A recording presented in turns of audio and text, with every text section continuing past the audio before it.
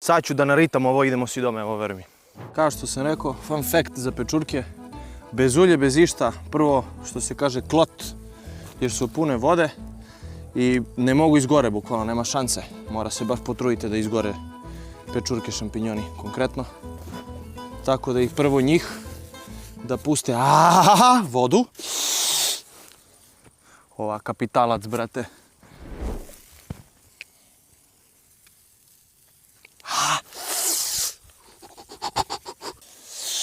Znači, halfway there. Ima budem gotovi od pečurke, evo veruj mi. Sad ću da naritam ovo, idemo svi doma, evo veruj mi.